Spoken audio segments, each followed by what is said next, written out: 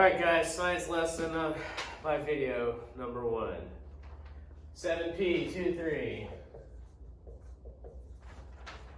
I can describe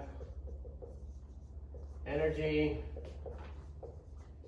transfer in 4 ways. First thing is, what is an energy transfer? An energy transfer is when energy is moved between 2 separate systems.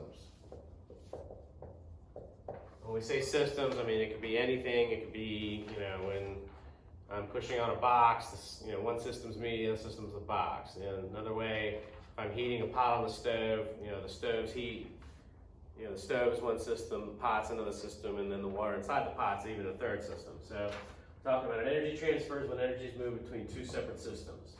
Now I asked them for 4 ways here. So number 1, going back to that pot thing, we talked about thermal energy transfer. Thermal energy. Thermal energy is what? Heat energy. Heat energy transfer.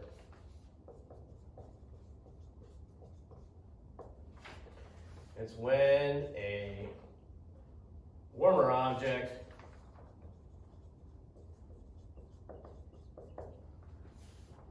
is in contact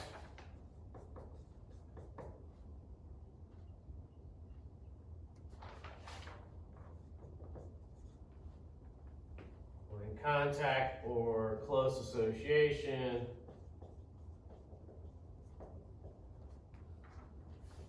with a cooler object.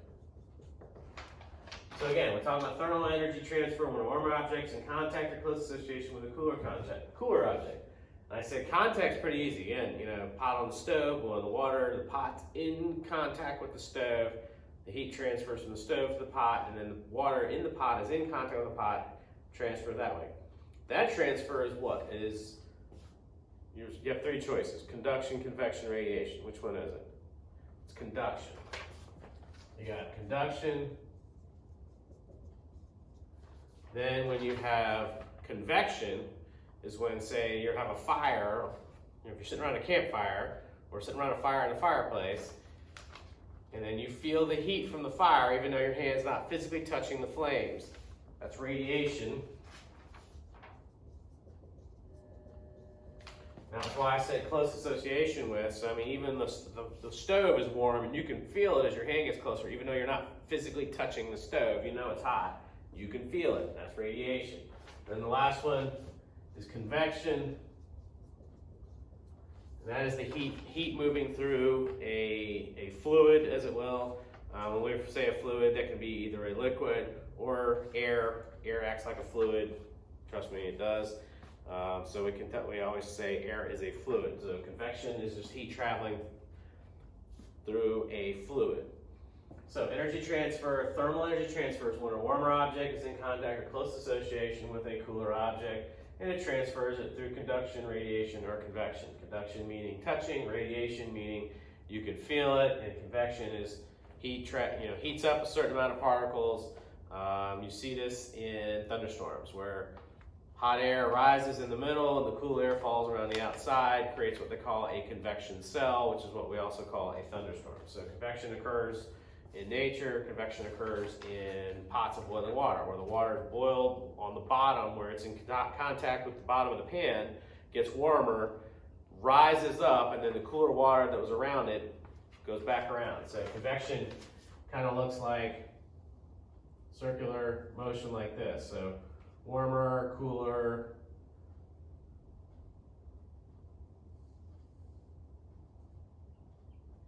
So it's warmer in the middle, it's cooler up there, and it creates its own circular, continuous motion. Now, a second way in energy transfers is mechanically.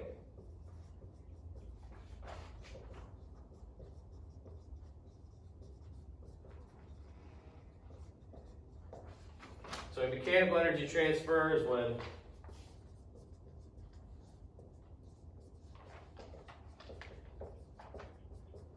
an object pulls or pushes another object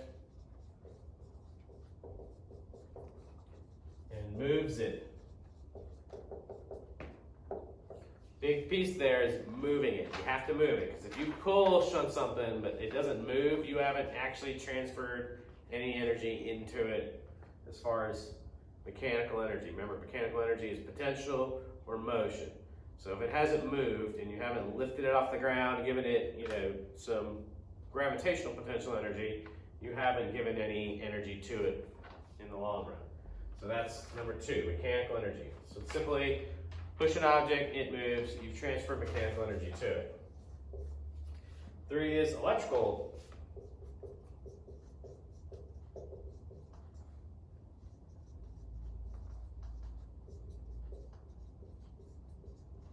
Electrical energy transfer is when charges move to a potential difference.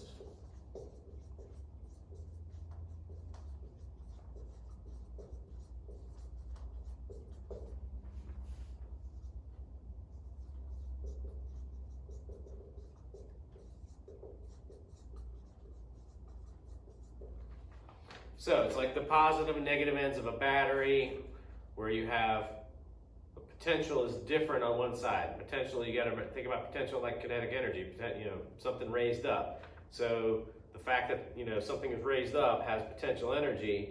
If you drop it, it goes down, so it's going to travel down. So in a battery, there's a potential between the positive end and the negative end of a battery, because if you hook those two together, energy is going to flow between them, because there's a difference in potential. If there wasn't a difference, energy wouldn't flow.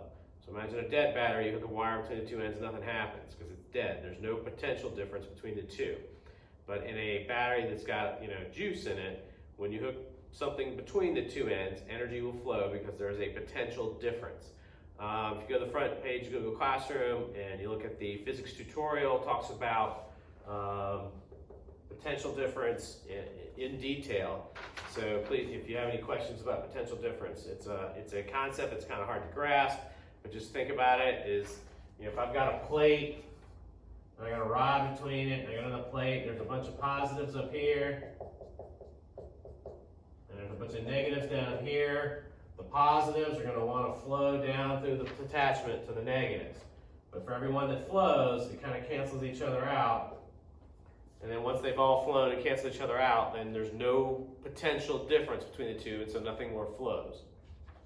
But that just kind of gives you, there's a difference between here, and this wants to get to there. It's the same reason lightning happens. There's a bunch of positives up in the air, the negatives are on the ground, and they want to get together because they want to join. There's a difference between the two, and that's why you get a lightning strike between the clouds and the ground. And lastly, this is the 4th one. This one we're going to at least talk about is radiation.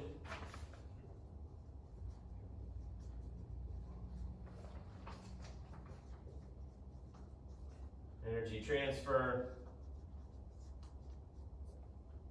And it's energy transferred as a wave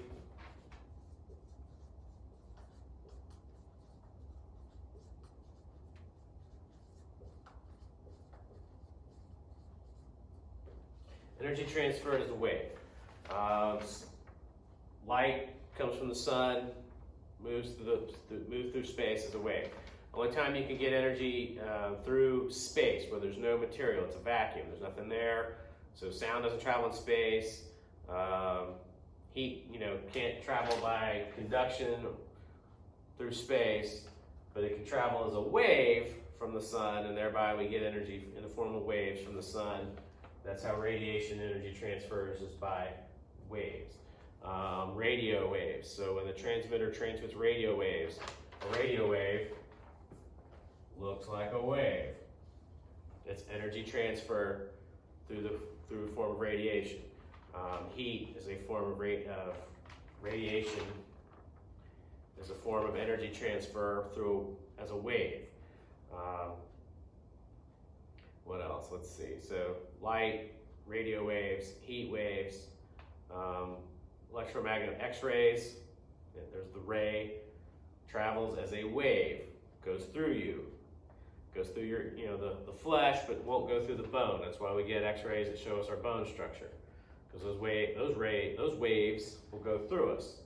Then you have gamma rays and cosmic rays above that in energy, and they'll go through anything. But that's energy.